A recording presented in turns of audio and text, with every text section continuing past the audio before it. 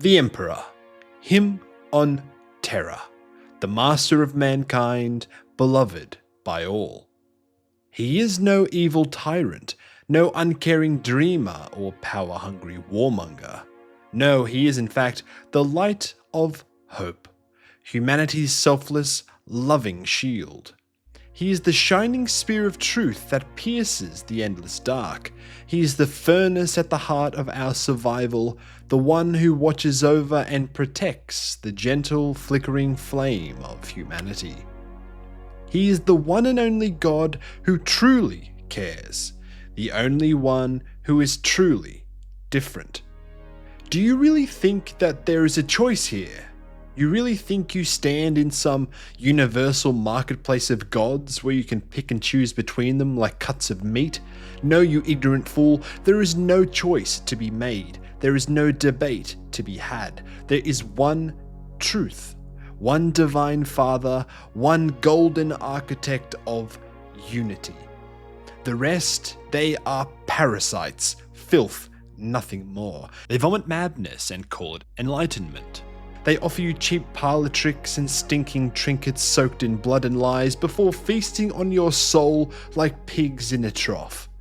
They cry for chaos, they sing of decay, they demand ruin and call upon the destruction of all that is good. But our holy divine emperor, he teaches order, he teaches duty, he teaches us to endure and stand firm in our righteousness. From the foul treachery of the Xenos to the wickedness of the heretic and the curse of the mutant, the Emperor protects. And yet still you dare to complain, you dare to cry that the Imperium is harsh, that your lives are hard. Good. Give thanks to him on Terra that your lives are hard. The galaxy is filled with nightmares, weakness is an invitation to extinction. Thrice-cursed demons giggle in hunger beyond the veil of unreality, eager to dance in your skin and wear your bones like trophies, and yet you dare cry oppression and weep for your freedoms? This glorious Imperium of ours is beset on all sides by the foulest abominations born of nightmare and blasphemy, and still you dare plead for leniency or tolerance. As if kindness ever built empires in a world of monsters. Take heed here, child. There is but one hope for you, one light in this existence of ours, one salvation, the Emperor of mankind. He is the father who bars the door when wolves prowl and howl outside. He is the voice inside you that says no when indulgence tempts. He is discipline, sacrifice, and strength. He is the living, breathing foundation of everything that we are. He bears the weight of a million worlds, guiding us through the dark, and he suffers for you. And what does he ask in return? He asks for nothing more than that we fight for our species, for our families, for ourselves. He asks that we be selfless as he is selfless, brave as he is brave, strong as he is strong. He asks that we endure as he has endured, and that we play our part to build the future that he has sacrificed so much to protect. So I ask you, when the Xenos slavers descend from the stars, who stands beside you? When the heretic has his blade at your throat, who shall save you? When all seems lost and the darkness surrounds, who will show you the way? The Emperor. The Emperor protects. So hear me, listen well, kneel and bow your heads. The Emperor protects. He protects you in your weakness. He shields you in your cowardice. He guards your soul even when you forget his name. He stands watch when your courage fails, and he lends you his strength when you waver. He lifts you when you fall, he cheers for you when you rise. He does not abandon you, he never has, and he never will. Now go, pray, work, labor, and fight. Make yourselves worthy of his protection. The Emperor protects.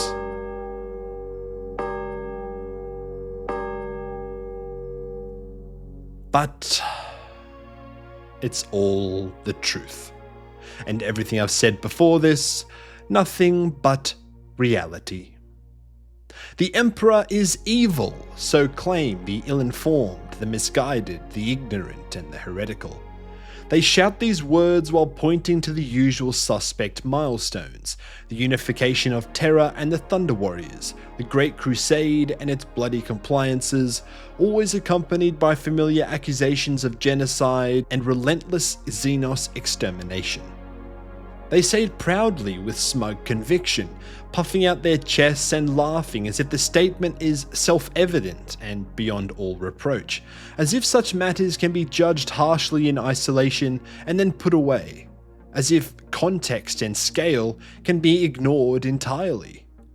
Before one dares to level such a charge, before labeling the Emperor of Mankind as evil, one should first understand something that should be obvious. The Emperor is not young. According to Realms of Chaos, The Lost and the Damned, he is nearly 50,000 years old, born somewhere between 7,000 and 8,000 BC. And in that span of time, much has happened. So when you dream of that bright, colourful utopian future where planets and systems are united under some diverse, infallible interplanetary UN, you might want to consider that such a dream has likely already been realized, perhaps more than once in years past. Tens of thousands of years ago, during the dark age of technology, humanity reached its peak. It was an age when that dream could have worked: open collaboration with peaceful Xenos, exchanges of knowledge and philosophy across species, mutual understanding and shared progress. There are fragments of that era that we can point to, that hint that such unity did exist, if only for a short while in the grand scheme of things. The Diasporex, the Interex, rare examples of surviving human Xenos civilizations that went against the usual narrative. As 6th edition reminds us, mankind is not the only race to walk the stars. Since they first travelled beyond their own star system, in the early days of the age of technology, mankind has encountered alien races, most of which have proven hostile. Still, whatever bridges, pacts, and alliances that may have once existed between scattered human colonies and the rare, peaceful Xenos did not last, and certainly no record of them survived for us to study and understand. With the coming of the Age of Strife brought about by the Men of Iron, humanity's accelerated psychic evolution, and catastrophic eternal collapse, humanity's supremacy crumbled and the illusion shattered. Horus Heresy Book 1 Betrayal describes it all quite clearly. As human civilization fragmented, hundreds of alien races and enemies unknown seized their chance for revenge on humanity for its past conquests, or to plunder unprotected worlds and enslave their populations. Hundreds of human-inhabited star systems were sacked and ravaged, their peoples slaughtered, mutilated, or stolen. Those that survived the alien onslaught rapidly reverted to barbarism, stripped of civilization, knowledge, and culture in the raw battle to endure. Alone and beset by internal strife, famine, and plague, under incessant attack by aliens and facing the peril of warp incursions, the human worlds that survived were pitiable shadows of what they had once been in an age when mankind's dead far outnumbered its living. And the impact of such horrors left deep scars upon humanity's collective psyche, the trauma leading humanity to become closed-minded and violently conservative, as is explained in the 9th edition rulebook. Humanity tried coexistence, maybe not universally, probably not always in good faith, but we can logically assume that they tried, or at the very least, building on the hints from Betrayal, they restrained themselves from chasing full-scale purging and extermination. They had time to chase these things, likely many times, and it, very clearly, failed. From that, a simple, logical truth follows. The Emperor must have done the same. He was there, after all, mature in his mid-20 to 30,000th year, watching, guiding, learning, building and failing alongside the rest. As Malcador explains in Volume 1 of The End and the Death, over the millennia, he has worn many masks, each suitable to the task at hand. He has been humble when humility was needed, gentle when softness was the best device, sly, amiable, reassuring, commanding, caring. He has been terrible when terror was the only recourse, and sometimes meek in order to inherit the earth. He has been whomever and whatever it has been necessary to be. The Emperor therefore must have witnessed and likely orchestrated interspecies, interculture diplomacy. He must have tried all the familiar idealistic approaches: unity, coexistence, tolerance, open dialogue, all the buzzwords that the modern mind clings to. And he must have watched it fall apart again and again over thousands and thousands of years for any endless number of reasons. So ask yourself, how many times do you think humanity can afford to make the same mistake? How many times can it place its future in the hands of such idealism only to watch it collapse and be ripped apart by those who would take advantage? Do you truly believe the Emperor would dare risk the species again by taking a path that was anything but the most likely to save the species? By the time of the Unification Wars and the Great Crusade, the Emperor was not going to gamble on failed ideas. He was enforcing a final one shaped by the tragedy of everything else that had failed. It's a hard, cruel, and immoral one, yes, but it's not one of evil or ignorance. It is one born of first-hand experience, built by one of the only individuals who knows firsthand how humanity failed so miserably in the past. It is an idea that the Emperor, ever the dreamer, knows to be the best hope for his species. As Erda explains in Saturnine, from the earliest days of his life, he did what we all did. He saw his own power and tried to use it. He tried to steer mankind towards a better future. He tried to raise the human race up to achieve its potential. And, of course, because of his power, he was rather more effective than most of us. So with this context in mind to contextualize, not justify, the usual criticisms of the Emperor, let's move on and now look at the Thunder Warriors. Their elimination is often cited as one of the Emperor's most damning, unnecessary, and cruel acts. Cut down by his custodians on Mount Ararat, murdered and cast aside the moment their purpose was fulfilled. But the Thunder Warriors were never meant to last. They were a stopgap, a creation made from urgency and desperation. Pre-unification terror was hell. Techno-barbarian warlords, mad psychic kings, slave empires, eugenicist gene cults like the Ethnarchy and the Saragon Enclave, mutants, cannibals, and demon worshippers like those under Morlun Sen ran rampant across Terra's war-torn surface. The Thunder Warriors were created to bring quick, overwhelming order to this madness, but they were flawed, built for immediate utility above any other consideration. Their bodies deteriorated quickly, and their minds broke under the strain of their own unstable genetic structure. Insanity, degeneration, cellular collapse, this was the fate that awaited every Thunder Warrior. So when the cull came, there are some in the community who say it was not cruel at all. Rather, it was an act of mercy. A quick death in battle, some say, was kinder than the slow spiral into madness, pain, and dishonor that awaited them. But more than this, let's not pretend there was a reality where the Thunder Warriors went out quietly.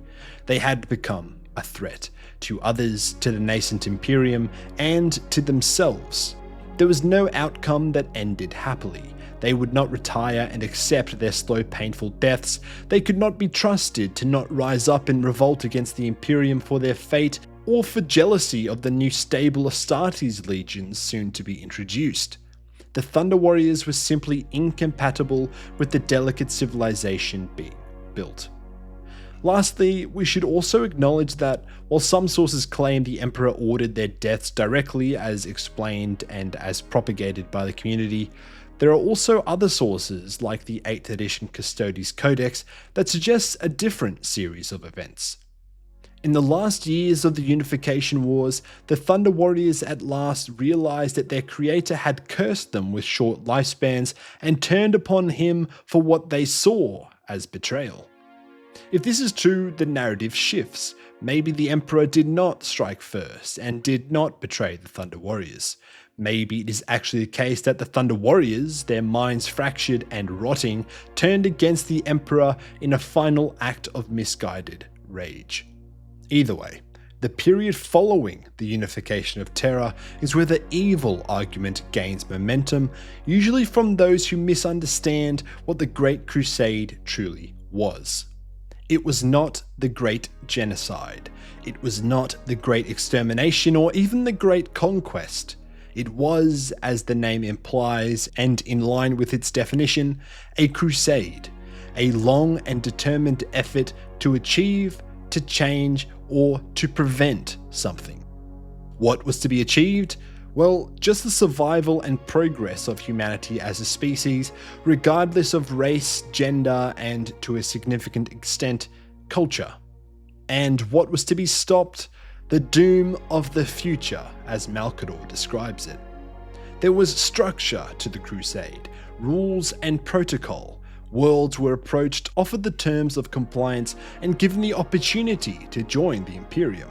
Diplomacy, where possible, was employed first.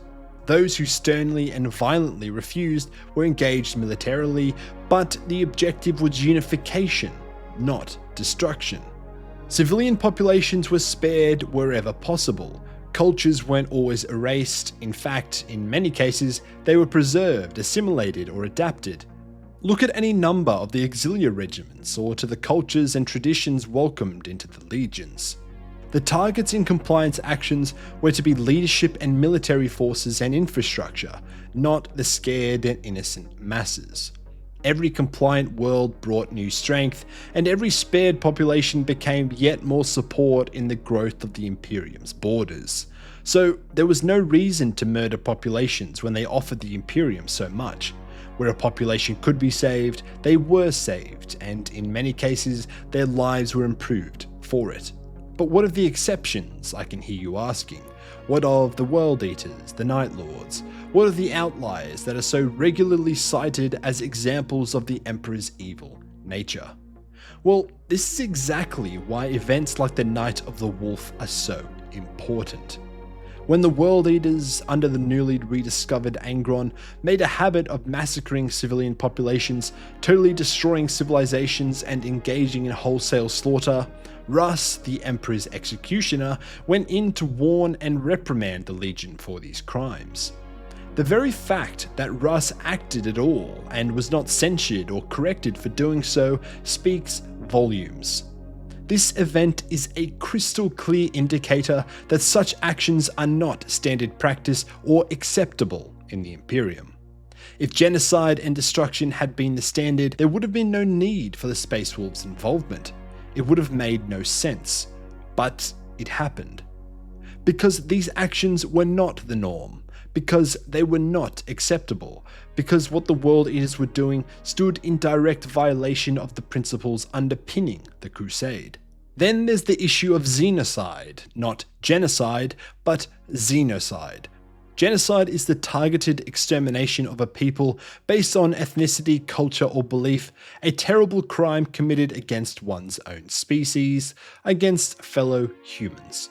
And for all the rhetoric out there, the Great Crusade was not defined by that for the reasons already covered. Xenocide, on the other hand, was a calculated military necessity, and yes, the Emperor allowed it.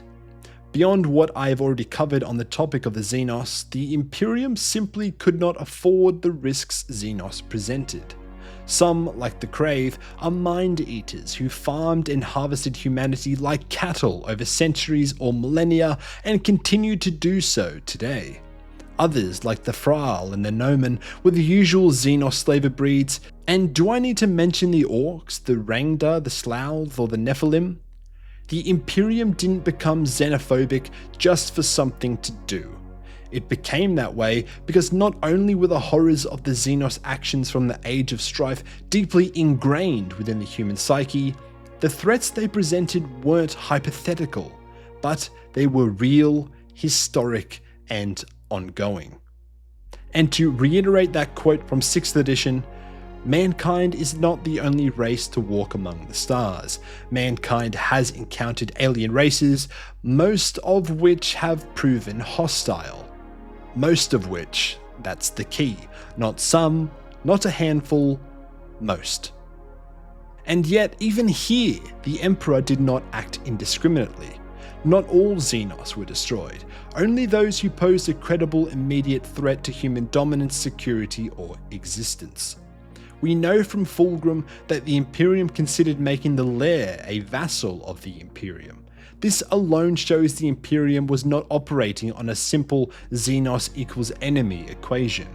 So when people damn the destruction of Xenos during the Great Crusade, they do so in ignorance of this broader context. It was ugly, it was harsh, but it was consistent with historical precedent, the environment of the galaxy, and the threats that face humanity. Call him brutal, call him authoritarian, tyrannical, or immoral, maybe there's a case to be made on these points. He made compromises, he made enemies, he made mistakes, but he wasn't evil. He was an all-too-human pragmatist dealing with a problem too big for anyone else to solve. The Emperor doesn't protect. How would you like to define protection? Because from what I can see, and from what I can understand, the Emperor most definitely protects. As Euphrates Killer puts it in Horus Rising, the Emperor, you see, protects. He protects mankind through the legions, through the martial corps, through the war machines of the Mechanicum. He understands the dangers, the inconsistencies. He uses you and all the instruments like you to protect us from harm. To protect our physical bodies from murder and damage, to protect our minds from madness, to protect our souls. There are insane dangers in the cosmos, dangers that mankind is fundamentally unable to comprehend, let alone survive. So he protects us. There are truths out there that would drive us mad by one fleeting glimpse of them, so he chooses not to share them with us. The Emperor is our truth and our light. If we trust in him, he will protect. His armies protect. His Astronomicon keeps 1,000,000 worlds connected, supplied, and surviving. Without it, the Imperium collapses, and humanity will be cut off to revert back to the barbarism of the past. And on Terra, he sits unmoving on the Golden Throne, guiding the Astronomicon and holding back the literal forces of hell that press against the gate of the Imperial Webway deep beneath the surface. He has kept the floodgates closed, kept the Throne World's population, and maybe that of the Sol System, protected at great ongoing personal cost to himself. Now, many of you will say that this is all well and good, but you'll still argue that the Emperor doesn't protect on the individual level. And if we put aside the countless instances of occurrences taking place that can only be described as divine intervention, if we forget about those annoying little exceptions like Euphrates Killer, Garrow, the Anchorite, Saint Celestine, the Living Saints, the Legion of the Damned, and the fate of Mohana Mankata Vi at the end of Titan Death, then you're right, he doesn't. At least not in the way that you want him to. He might not step in to save a guardsman from a las round to the chest. He doesn't rescue those held captive in Camorra or those sacrificed in dark rituals. He doesn't save those psychers to be burned as kindling for the throne. Because, like all gods we know, he isn't omnipotent. There are limits. Just as Khorne can't simply manifest demons inside the Emperor's throne room, and Nurgle can't magically give Gilliman syphilis, the Emperor can't just reach out and stop every horror in the galaxy. Power, even divine power, apparently has limits. He's restricted by reality and by the very laws of the universe that seemingly apply to all gods, not just the ones in the warp. You say the Emperor doesn't protect, then how are you here to say it? The orcs, the Rangda, the forces of chaos and the demon spawn of the warp, these would have seen you destroyed or abandoned long ago without the Emperor's intervention and protection. The Emperor does protect, but he protects the species, not the individual. If one life is lost but a city is saved, that's protection. If a planet burns so that a sector survives, that's protection. The Emperor protects the only way he can, at scale. The Emperor is a bad father. A bad father, they say, once again in ignorance of context. The example most commonly mentioned to support this claim is the rediscovery of Angron and the Emperor's decision to teleport him aboard his flagship rather than descend to aid in Angron's slave rebellion against the High Riders of New Syria. They say that the Emperor abandoned Angron's fellow slaves to die, that he stole from Angron his only chance at victory, at vindication, at a death on his own terms. But the Emperor explained his decision. He spoke of his regret. He acknowledged what necessity had taken from them both. I mentioned the importance of time before, and here it comes back again. As the Emperor states in Angron's Slave of New Syria, "What has been done to you is regrettable. What transpired below was regrettable. But we have not the time. You are meant for far grander things than a mere servile war." Time, as always, is the enemy. The Emperor, driven by absolute necessity and pragmatism, and a future only he and his closest counsellors, namely Malcador, could see and almost understand. And even had the Emperor believed that he had the time, and had he intervened as many believe he should have, there are no good outcomes. Some say that even if the Emperor had acted as many wanted, Angron would have refused the help, preferring to be slaughtered in battle with his brothers and sisters and killing anyone who tried to change that end. Others argue that he would have died before the Emperor could reach him, even if he did help, and that the Emperor knew this and therefore went with the only surefire way to save his son from such a tragic end. But there is also another point that needs to be mentioned here that is not talked about enough or at all, one that links back to the Emperor's very own, very human flaws.